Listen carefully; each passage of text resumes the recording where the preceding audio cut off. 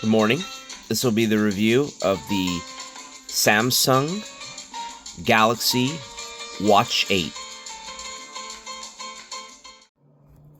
Alright, so I'm going to just dive into this mini review. I've been meaning to do this review. I was going to go out somewhere at a cafe and kind of do it a little more in nature, but that didn't end up happening, so now I'm kind of like catching up and doing it here at my desk. And like what you can see is how nice the screen is, and of course the viewing angles. And what's surprising about the screen is that it has a like an always on display that is very useful and like bright and clear. Basically here there's different ones, I guess, but just to give you an idea of what it looks like, switch it over. There it is. That's a low light mode, and you can see low light mode or whatever it is, always on display, whatever it is. Whatever the case may be, you know, the watch operates a complete day using it basically, and everybody wishes the battery would be better, but the battery is very strong, and it's really efficient when you're not using it, so it stretches the battery quite a long time. I don't really have any complaints about the battery. I understand that's kind of a limitation of the technology, the physical size, and our lack of evolution on batteries. But let me actually see if I could perhaps show you, I'll just show you like a couple of watch faces. At least it's interesting to look at that and see the difference, right? So you can see that's an aftermarket one that I downloaded. Some of these are built into the watch there, more exercise oriented. And this one is actually pretty neat here. I like this one. There's a lot of detail on it. And another thing, so high refresh rate and all that beautiful stuff. Of course, the hardware's there. Everything is wonderful and beautiful. This one is kind of like, this one was cool. Finally got, you kind of like have to play with it a lot, and so I have like the lighter version of this analog style face, and I thought this was a nice match with the coloration and everything, right?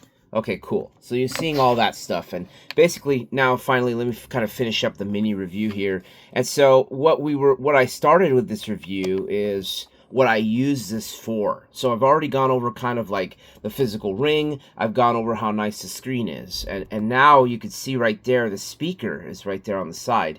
That's where the audio comes out. I think the microphone is on the other side. And so the other thing that it sold me, like after I bought the watch and used the watch, I'm seeing what I like about the watch. There is a little bit of a leap of faith, a little bit of a, you have to have a little bit of faith in that this is an 8th generation watch from a big company like Samsung. And so you like to think they know what they're doing. The weight of the watch is very nice. It's not too heavy. It's not too light. It works. I love the finish on that case. You're seeing it kind of glow in there as my hand moves in and out of the light. The actual white look, I decided to try to make it look modern and smart instead of making something look completely low-key, similar to a, you can actually see right there how it's white there on the bezel or whatever. It's very, very beautiful.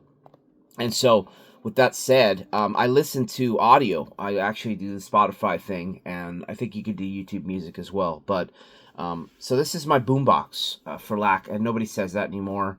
And but so here's the thing. Let me just give you the real review. The speaker, the audio is just loud enough to work. And the great thing about having the volume maxed on this watch is that there's no distortion or issues with the audio. It's clear and nice and crisp. So the quality of the audio is good, and you just wish it could go a little bit louder. So maybe in the next watches, they're going to go even a little bit louder than this. That would be great. But the surprising thing is that I like to use this for music. I have a Bluetooth speaker in the kitchen. I have, you know, devices here at the desk, and I'm basically saying there's ways to listen to audio. Listen to audio on my phone speaker, you know, etc. And this one works because I can walk really far away from my phone and just walk anywhere in the house, and it always plays my music. It has really nice, ability to play this music stuff. You can just go in the playlist and stuff. And I'm not really the guy who wants to listen to specific songs, so I'm okay with the whole radio thing and listening to various types, styles of music, whatever it be, alternative or electronic or whatever. So, and finally, what's the ultimate about the phone besides the things I've already gone over? It's actually, I think it's 3 points. This is the third point, but it's actually the fourth point if you include the screen. But the ultimate thing is the assistant. And so I'm able to use the you could say you could call the assistant, and this is the Gemini integration. So we have Google Gemini AI, and I'm going to talk a little bit about AI and this particular AI model, but now I'm trying to think about, well, what am I going to demonstrate to you with the AI, right? And so I want to show you something that it can do. So I would ask, let's do this. What is the current price of NVIDIA stock? NVIDIA Corp is currently trading at $181. That's interesting that it shows 178.32. It's saying, that's interesting. I don't know, after hours and all that stuff. Anyway, that's...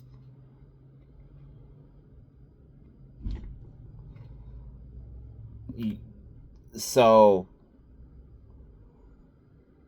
this works well, and it works for all the different functions and stuff. I'm sure I could... Let's try, hey Google, go to Spotify app. Utilities, opening Spotify, etc. So there you're seeing I hate when there's these large trucks that drive by and make all this racket, but sorry about that. But anyway, you can see that you have control over the watch with your Gemini AI. Let's just get right to it, right? Gemini AI, and you could say that, the activation words, so you can,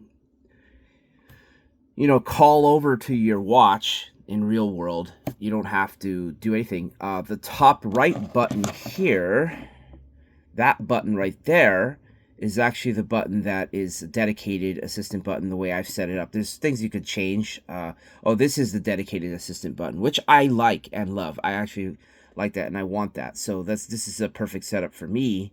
And so ultimately I am trying to use the assistant, wanting to use the assistant. I like the convenience of it. But now it's time to say, now we already know that Gemini AI is amazing, beautiful, wonderful AI, besides the fact that you may or may not like Google. But now let's talk about the AI model. And here's the problem with the AI model right now that they are giving you and offering you on your phone, your watch. And so the model, let's try, can I get a recipe for blueberry muffins? Blueberry muffin recipe. Ingredients: 1.5 cups all-purpose flour. 3. What did I just ask you? You asked for a recipe for blueberry muffins. Okay. So, I asked something as simple as I could, right? I said, what did I just ask you? But if I phrased it differently, I think I said, okay, could you repeat that? You asked for a blueberry muffin recipe. Never mind. Okay, so the thing is, it's working now. Let me know if you need anything else. But the other day, it didn't. It decided not to work. And so what I'm trying to demonstrate to you, of course, is not showing up in the demonstration here. But you must believe me that, I asked the AI, can you repeat that? And it said the word that. And I'm just like, okay, you're not understanding. Like you're missing the point. And that's my ultimate point on this model. What is the trouble or problem with the Gemini model? It's a very small parameter model that's happening. And so it's efficient, cheap to operate for Google. It's going to be fast, but it's not very smart, and it has trouble following instructions, and it has trouble following up with things that you've done, queries that you've done. And so let me give you the real information on the Gemini model on watches, or at least on, this is the newest Android, whatever operating system or whatever it is. I want to go back, actually. There we are, so you can see our watch. So the model is, let me tell you what's good about the model. And what's good about the model is that it is able to web search. As you saw when I made a query or two, it uses the internet as a tool, and it can actually do internet searches for all kinds of information, and that ultimately makes it seem very powerful and useful. And it is very useful to you because it can gather millions of bits of information and present it to you decently well. But when you want to try to interact with the AI itself, the digital mind is quite small. I mean, it's really small. This is kind of like a nano or micro or mini model. And so what ends up happening is it just has trouble with, with when you try to get deeper with it, when you try to, kind of like use reasoning and things, and when you try to, talk about stuff in a complicated way, it gets like it like gets it wrong or makes a mistake, right? And you have to kind of correct it, and that might not even get it, and then you could eventually get it to get there. But that's kind of the symptoms and the signs of a small AI model. So I hope you found this review interesting. I tried to focus it down. I'm sorry that it's been a little bit, I did it off script, no script. So hope you enjoyed that. I'll see you on the next video. Bonus clip at the end is that there's an interesting function where you can actually take your fingers and do this, right?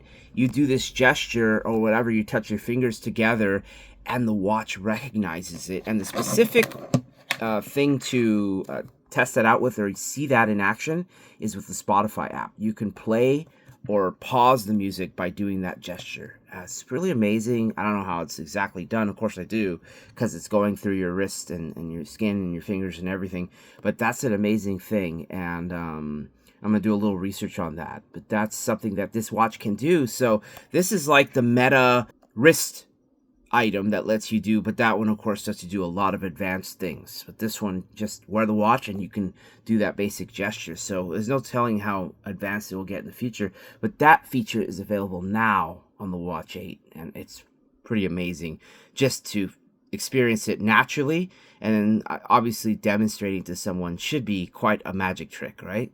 All right, we'll catch you next one.